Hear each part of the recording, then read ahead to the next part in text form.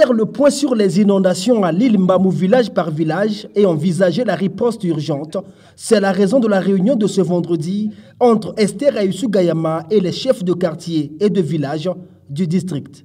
Chacun a déploré le fait de cette mise à l'écart de la gestion en termes de prise en charge, en termes de prise en compte.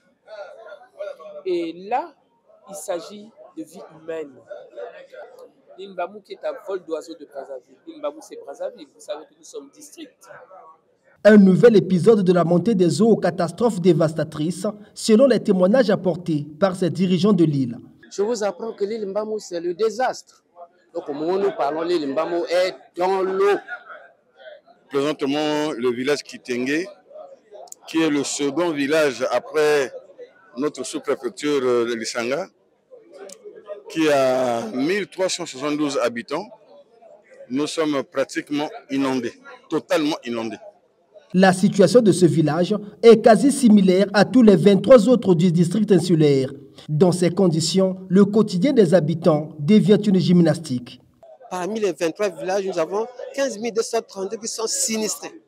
Au ce moment où nous parlons, les sinistrés, par rapport à l'insuffisance des places, ils sont dans les forêts, ils vivent dans les termitières. Quand ils arrivent dans la forêt, ils voient une grande termitière, ils cassent, ils essaient un peu d'améliorer, ils s'installent. Mais les conditions d'installation ne sont pas vraiment viables. L'heure n'est plus au discours, nous sommes chacun dans sa responsabilité, a dit Esther Ayusu Gayama, la députée de l'île Mbamou qui, face à cette catastrophe, espère sur la volonté du gouvernement. Tous leurs regards, toutes leurs attentes, naturellement, sont tournés vers l'État, le gouvernement. Le gouvernement qui s'attelle. Nous avons eu le privilège tout de même d'appeler Madame la ministre des Affaires sociales, qui, dans cette période, vous savez, elle est au point rouge de la gestion de ces catastrophes naturelles, les inondations.